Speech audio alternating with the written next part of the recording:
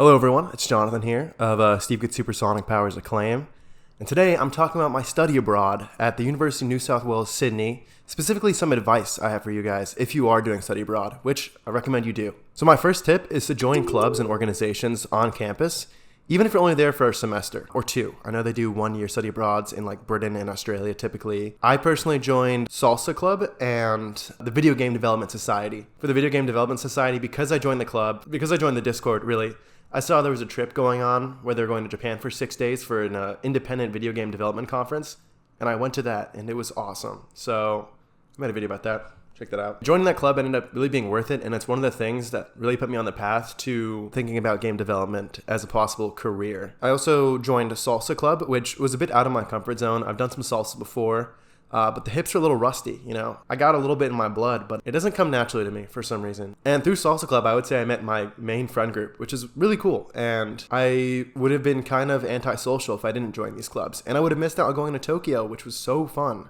Next, I think you guys should take interesting classes while you're there. And this kind of builds into the next thing I'll say, which save your general distribution requirements for your study abroad.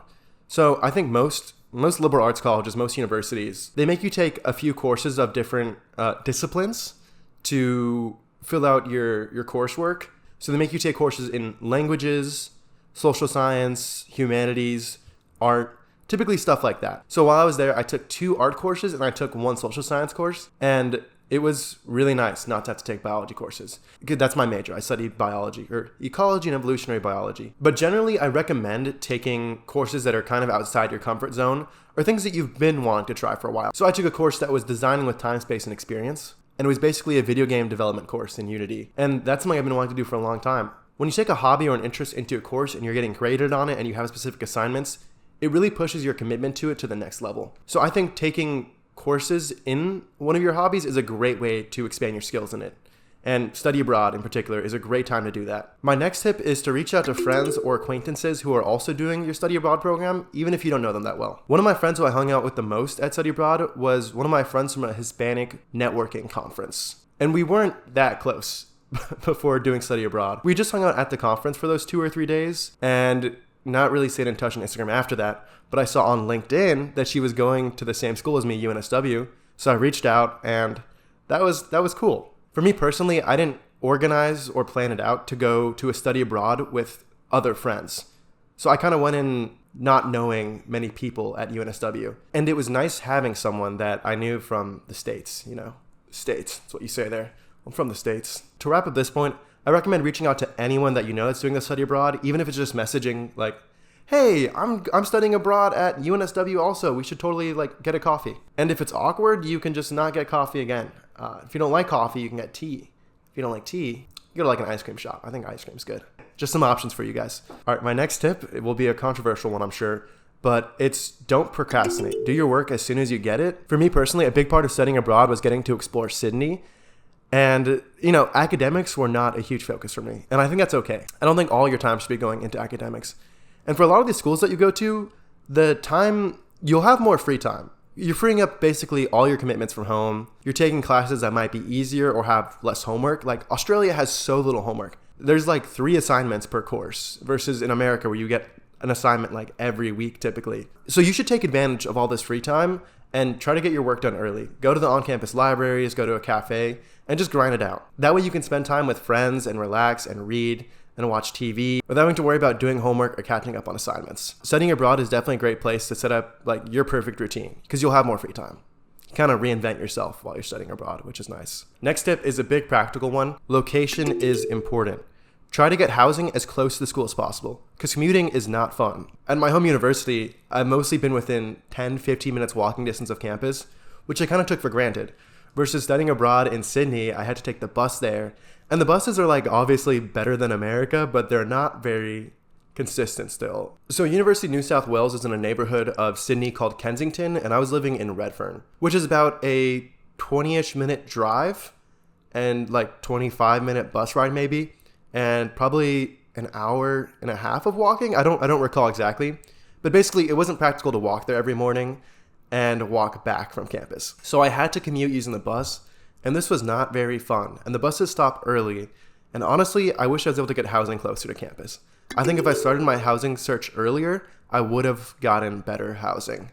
I stayed with UME Rentals, by the way, and they were not very responsive to any of my messages. Like, you have to just call the property manager in order to get a hold of them. They'll just like ignore your text, leave you on red, and they have some problems sometimes in the units, and it was like kind of expensive. Ultimately, I wish I lived closer to campus. I wish I was within walking distance of campus rather than having to take the bus, because every time that I went out, I had to Uber back or split an Uber bag, and it definitely added up.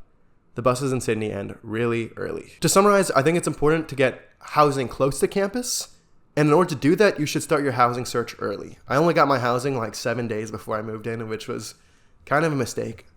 But I'd been looking for a while. So Sydney housing overall is like really tough. Okay, my next tip is just don't feel bad about not talking to your friends from home as much. I think you should make a reasonable effort, but ultimately it's usually going to be hard to overcome the time zone. Whether it's from college or your hometown, you won't be able to text your like friends and family as much and call them in the same way just because of the time difference. You're busy, they're busy. It's just weird. It's okay to not talk to your friends as much for a while. So be upfront with people from home and telling them that you probably can't talk as much, and they'll usually be understanding. Also, you can just spam them with Instagram Reels when it's like 4 a.m. for them. So it all evens out, you know. My final tip for study abroad: do it.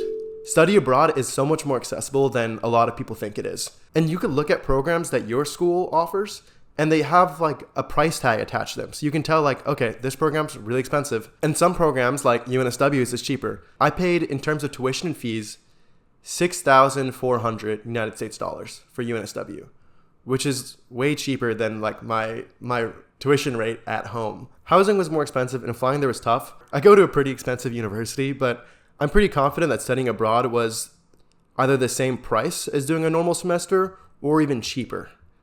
Like, and I got a scholarship. Your schools offer specific scholarships for studying abroad. If there are extenuating circumstances, a lot of the time the financial aid departments will be willing to like throw you some extra dough. Studying abroad is an opportunity to do so many things. You could take classes you've been wanting to take. You could see another culture. You could go traveling around that area. I went to Japan. That's like my main personality trait for the next few months because it's Japan. And it was so much cheaper going there from Australia than it would have been coming from America. And if you're in Europe, oh my God, you can go like anywhere on the train, like same day for like super cheap. I'm kind of jealous of people who studied abroad in Europe because they just visited like every single country in Europe. I really recommend at least applying for study abroad or going to your school counselor and talking out options. Also, most of these programs are not very competitive. So if you apply, you're probably going to get it. So those are just my thoughts on study abroad and some of the things I learned from doing it.